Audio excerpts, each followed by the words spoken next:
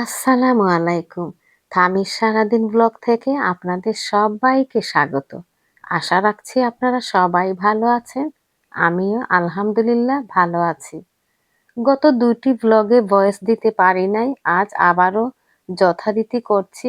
একটু অসুবিধা হচ্ছে, তারপরও আল্লাহর রহমতে করতে তো পারছি। এটাই আমার জন্য অনেক। এমনকি ঠিকভাবে ভ্লগও আপলোড করতে পারিনি। আমি যে আমার চ্যানেলের নামটা লিখব ভিডিওতে সেটাও ভুলে গেছি। ভুলে গেছি বললে ভুল হবে, অসুস্থতার জন্য লিখতে ভালো লাগেনি। মাশাআল্লাহ, বেড রেস্ট করে করে এতদিন থেকেছি, এরপরেও থাকা যায় না। সংসারের অনেক কাজ থাকে, যে কারণে সেইভাবে নেওয়া যায় না। আমি অনেকের সাথে যোগাযোগও করতে পারিনি, মানে অনেকেই ব্লগে কমেন্ট করেছেন, আমি তাদের উত্তরই দিতে পারিনি। সেজন্য আমি দুঃখিত। যাই হোক, এখন তো উঠে দাঁড়িয়েছি। এইবার চেষ্টা করব ইনশাআল্লাহ সবকিছু ভালো করে সময় মতো করতে। তো এই তো আজ 10 দিন পর নিজের বিছানাটা ভালো করে গুছিয়ে নিয়েছি, তাই আপনাদের সাথে শেয়ার করছি। একদম আমার মনের মতো করে টিপটপ করে গুছিয়েছি। আপনাদের কেমন লেগেছে আমাকে কমেন্টের মাধ্যমে জানাবেন। শরীরটা দুর্বল হলে কিছুই করতে ভালো লাগে না, আর তখন একটু করতে পারলে নিজের কাছে মনে হয় আহা, কত কিছুই করেছি। সেই ভাবটা আমার সাথে আজ হয়েছে। দেখছি আর করছি। আসলে যার কাজ সে করলেই এটার সার্থকতা প্রকাশ পায়।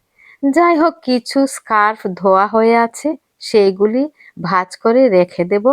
এই অর্গানাইজারটা এখন পর্যন্ত ভালো আছে। স্কার্ফ রাখতে গেলে এক মহা বিপদ। প্রতিদিনই দরকার হয়, একটাতে টান দিলে সবকটি কুচলে যায়। প্রতিদিন তো টাইডি করা যায় না বলেন। এগুলো শেষ করে যাব রান্নাঘরে। আজকে রান্না করব বেবি লাম। তো মাংস প্রথমে ভালো করে ধুয়ে পানি ঝরানোর জন্য রেখে দেব। একটু তাড়াতাড়ি রান্না করার জন্য মিক্সিতে দিয়ে দিচ্ছি বেরেস্তা, আলমন্ড পাউডার, কাঁচামরিচ, ধনেপাতা, আদা, রসুন বাটা, লবণ দিয়ে পেস্ট করে নিয়েছি। এবারে সব পেস্ট দিয়ে গরম মশলা, হলুদ, লাল মরিচের পাউডার, কারি পাউডার, কাশ্মীরি মরিচের পাউডার, তেল আর একটু ক্রিম দিয়ে ব্যাস একটু কচলে কুচলে রেখে দেব ৮ ঘন্টার মতো।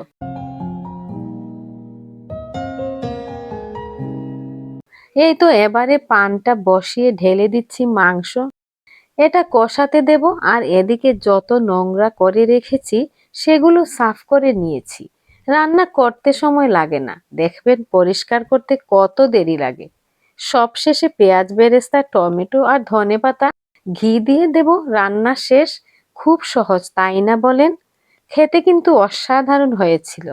আজকে আরো একটি রান্না আছে, মিষ্টি কুমড়া ভাজি।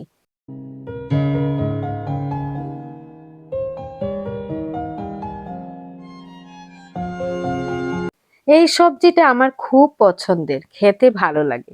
যাই হোক, আজ এ পর্যন্তই। ভিডিওর কোন অংশ যদি এতটুকু ভালো লেগে থাকে, প্লিজ লাইক, শেয়ার এবং সাবস্ক্রাইব করবেন।